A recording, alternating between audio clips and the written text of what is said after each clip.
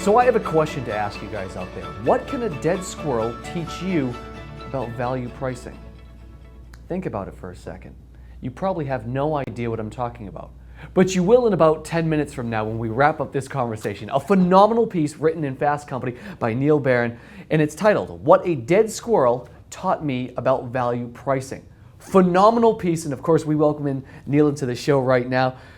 Neil, what are you talking about right now? Well, a dead squirrel, we've got the squirrel in studio with us today. Now this isn't the actual squirrel, is it? No. This is okay. Just a friend of yours. So you wrote this piece in Fast Company. I absolutely loved it. Short, sweet, to the point, but kind of give us a little background. How this kind of come about? Sure. I live in Needham, and like a lot of suburban homeowners, we have a porch. And we absolutely love that porch. In the summertime, we eat on the porch, we play games on the porch, we entertain friends on the porch. It is a huge part of our life. Okay. And then one day last August, we noticed a little bit of a funny smell. So that's never something that you really want to enjoy too much, right? And then within a day or two, it wasn't just a funny smell, it was the most grotesque, horrific smell you could ever imagine. And not only that, Tyler, was it the horrible smell, but there were flies all over the place. Oh, really?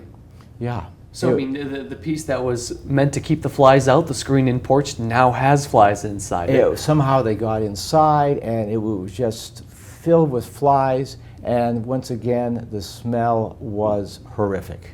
So take me through that. What's going through your mind at that point in time? I'm sure you're thinking, okay, there's got to be a dead animal, something around We didn't here. even think about that. Really? Yeah, we had never had a dead animal, and we had never smelled, fortunately, a dead animal, so we didn't know that. All we knew is that the neighbors stopped coming by, friends stopped coming over, and we just lost the use of our beloved porch.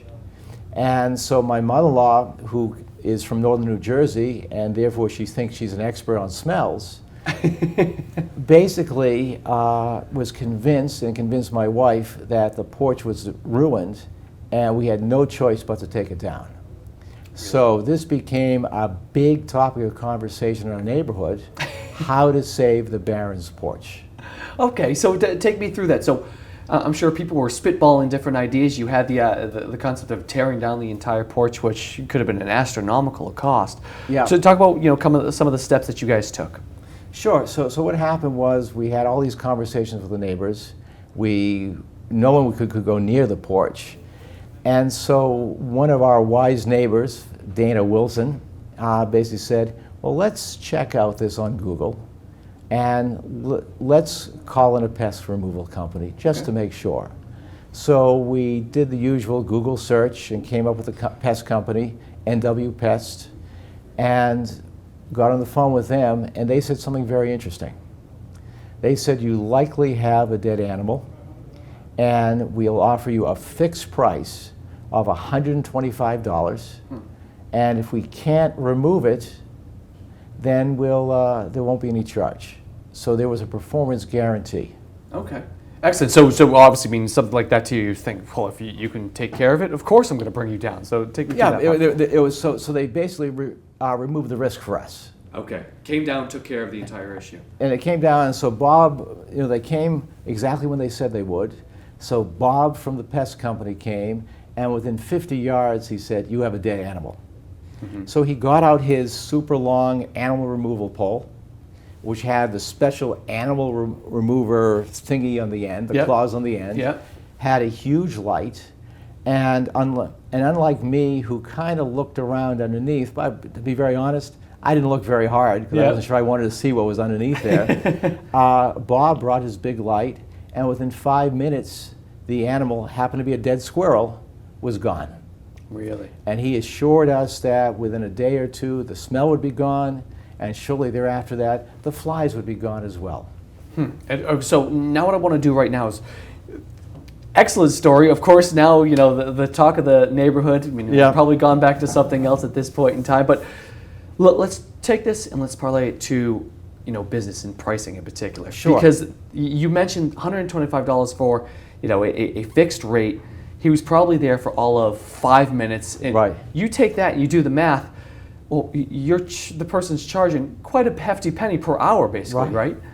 Yeah, it was funny that I was absolutely ecstatic, but then I said, gee, he was here for no more than 5 minutes, and 125 for the 5 minutes really is the equivalent of $1,500 an hour. Yeah.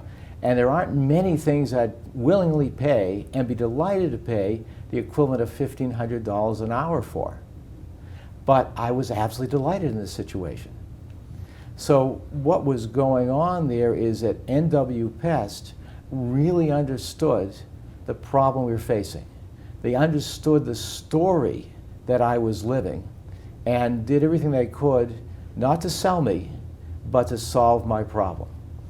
To talk about that, because that's the point right there. Specifically, let's take that and let's look at B2B sales in particular, because I think this is where a lot of companies, a lot of corporations out there, massive companies, can learn from it. Because as we were talking before, we see some of these larger companies out there, we won't say any names, that have a tendency to say, well, look at the data that we have, all this data, all these spreadsheets that we have, and take a look at all these different things that it does, the if, ands, or whats. But at the end of the day, is it actually solving their customer's problem? They're not doing that at that point. Exactly. And so if you look at what NW Pest didn't tell me how long their pole was. They didn't tell me exactly with the force that the grabbers used to grab the animal. They didn't even talk about Bob's degrees or licenses or certifications. They didn't talk about the amount of lumens coming out of their flashlight and why it was better than the lumens that I had. They just said, look, you have a problem. We will fix it. And it was that simple and that clear. And most technology companies for a reason we can go into in a second, just get focused on the features of their product. And what I do is I urge companies to not only just focus on the benefits, but really understand what I call the benefit experiences, which is really what happens specifically in the life of your customer as a result of doing business with you. So in my case, I had a situation where I was faced with the loss of the porch. Yep. I was faced with a situation of potentially a major construction project, certainly an unhappy family, certainly a loss of visitors, and so that pain was very real. And that was certainly more than enough to pay the equivalent of $1,500 an hour. So where does it start? Because to me, it starts with two things: learning, listening, and understanding. Yes. Because I think that's you have to listen to your customers, what their problems are, what their issues are, and you have to understand really what you can do to help. I mean, I think that's the big piece of it. You can't just say, well, okay, I listened to you, now I'm going to give you something that isn't necessarily what you need or what you want, but you have to learn. I mean, say for SEO, well, I want to be found first. Well, you're not going to explain, well, we have this tool that does this, we have that tool that does that. No, you want to say, I will do something that's going to get you ranked first in SEO. Exactly. Right? I mean, you have to sell it that way. You can't say, well, we have this, gadget that's going to do these different things. You have to explain how you're going to help them and solve their problems. Exactly. And what happens is it's partly has to do with the way our brains work, in that it's called the curse of knowledge. We get so familiar with something, we forget about what it's like to be a beginner or a non-expert. So we assume all the stuff about benefits or understanding the customer. Well, everybody knows that. That's obvious. And we forget, because we spend so much time becoming an expert, what's it like not to fully understand everything about our product or service. And so part of the challenge is to really think like a beginner, think like a non-expert when you're dealing with marketing of technical products and services. And I think that's something that can be learned, especially from someone like NW Pest, who deals with more homeowners. I mean, they're business to consumer, full on. That's exactly what they do. But they humanize their business in a sense. I mean, they are completely dealing and humanizing. I think B2B needs to also humanize their business, but I think sometimes the mentality is, well, we're B2B, we can't do that. Right, exactly. And so what happens is you really need to focus on, once again, the benefit experiences. What changes in the life of your customer as a result of doing business with you? It's a very specific event, it's a very specific activity that has a measurable impact. So for me, the change in my life was very clear with the pest removal. But it's the same could be true if you're selling a complex cleaning agent to a semiconductor company. What happens? Why is your cleaning agent better than what they're currently doing? You know, why should they change off the status quo? Why is their life going to be better? And it's not just enough for the marketing folks to understand that, but it's absolutely critical to align the entire organization around understanding these are the benefit experiences that we're delivering to our customers. So you have the HR people understanding their role in delivering that.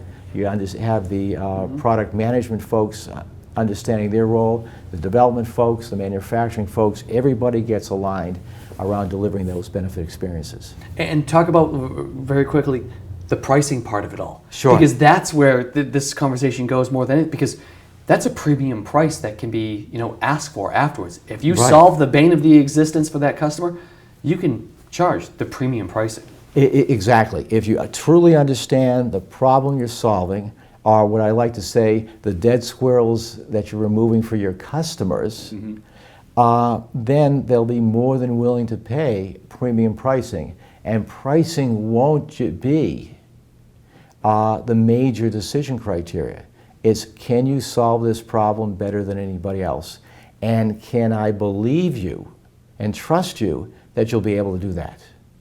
I love it. I love it. Neil, excellent stuff. Thank you so much for coming in. It's sharing the story with us. It's just an excellent story, but there's so much to be learned from it. So what I want you to do is, for the folks out there who are anxious, want to get in touch with you, want to learn more, where can they find you? Sure. They can find me on my website at baronstrategic.com. That's Baron with one R, B-A-R-O-N. And also email nbaron, N-B-A-R-O-N, at baronstrategic.com. And of course, mobile phone 617-365-3411, and that's 617-365-3411. Excellent. I love it. Excellent, folks. Great story indeed. That is Neil Baron. I promise you, log on to Fast Company, follow us on Twitter. You will see the article. We'll be putting that out there for you guys as well. He's Neil Baron. I'm Tyler Pyburn of the Pulse Network. This right here has been In the Field.